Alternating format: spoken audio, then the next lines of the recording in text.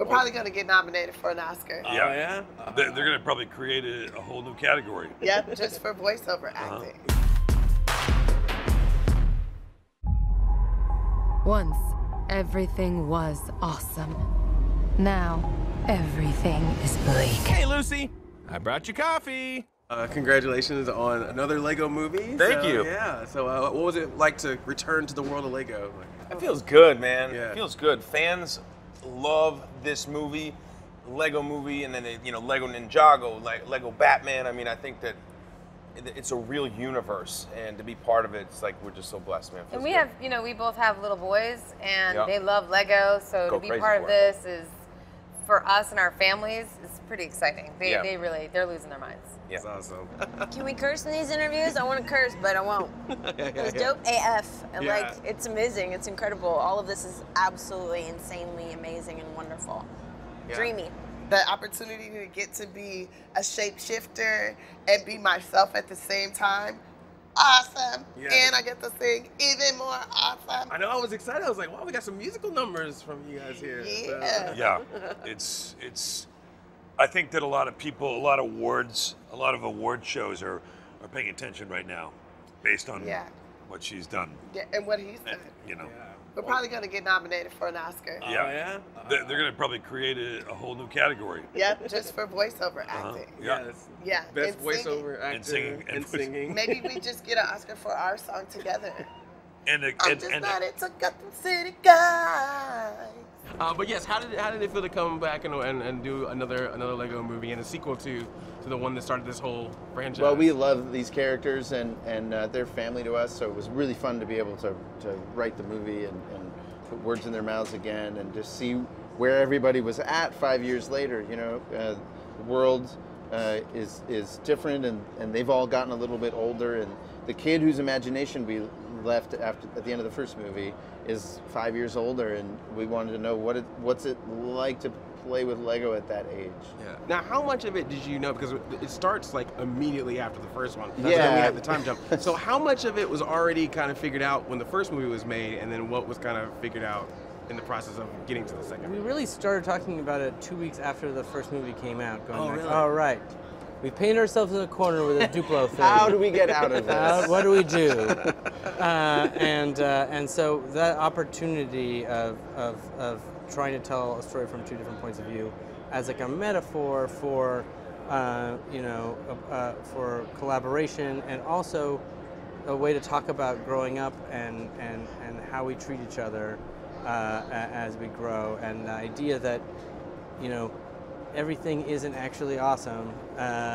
We maybe said that in the first movie, but it's not actually true. And every day, as we get older, we realize that the world is not perfect, and that there's two ways you can go with that. You can become cynical and angry and hard and gritty, or you can do what we think is the more mature thing, which is to open yourself up and be empathetic and kind and positive and hopeful, and that way you can make the world a better place. And that's what we wanted to let people know, and that's why we made the movie in the first place. So one of the things I really love is with you two characters is when we hit Apocalypseburg, just the different dynamics you have about the situation, because you're like me and my friends.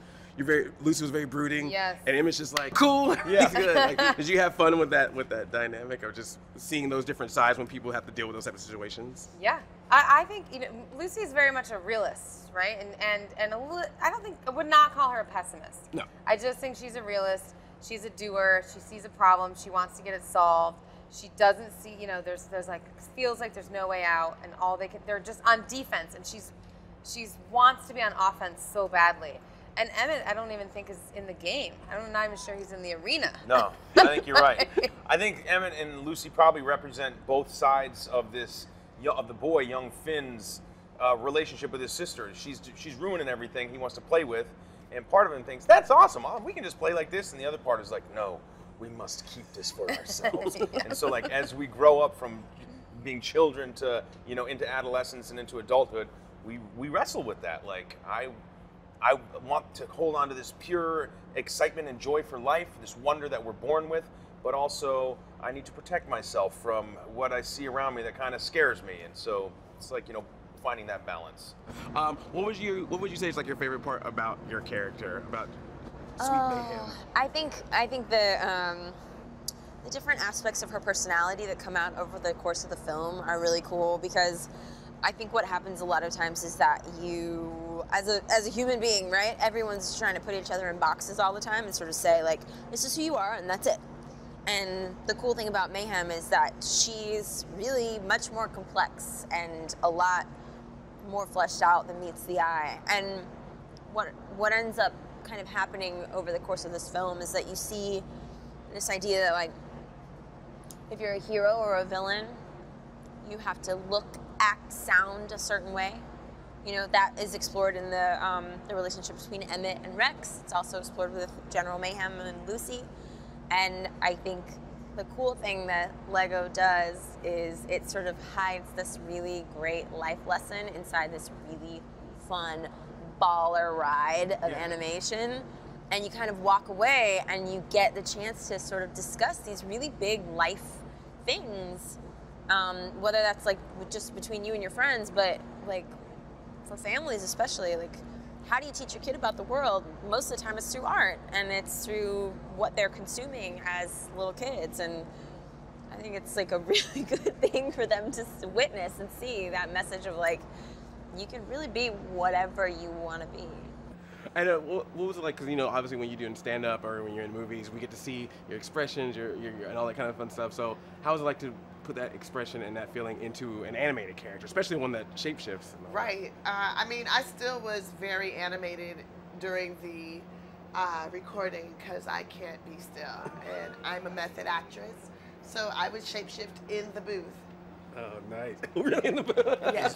Is that like true? 1 second I'd have hair on, next second I don't. Then I'd be wearing glasses, and I wouldn't be. Then I have on earrings, then I don't. Then I put the hair back on. Like, constantly changing. How do you do it? Well, you know, you have to have a certain kind of talent. Yes. And of course, it was fun to see Rex.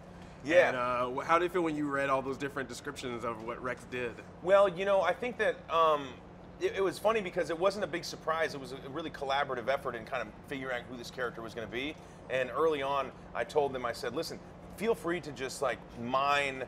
And they presented the idea to me, and I loved it, and I was like, yes, feel free. So when I saw it in action, I was really tickled that it seemed to really work. And I think that it's, you know, it's something out there in the zeitgeist, and that's what a lot of times they make. That's the well they go to for jokes a lot of times in the LEGO franchise is they mine topical references, pop culture references, things that are happening, you know, and just playing with the oddity of having, you know, a Universal Studios character, a Disney character, all in a Warner Brothers film. Like, in what other world could you do that other than the LEGO world? Because the LEGO it all falls under that LEGO umbrella.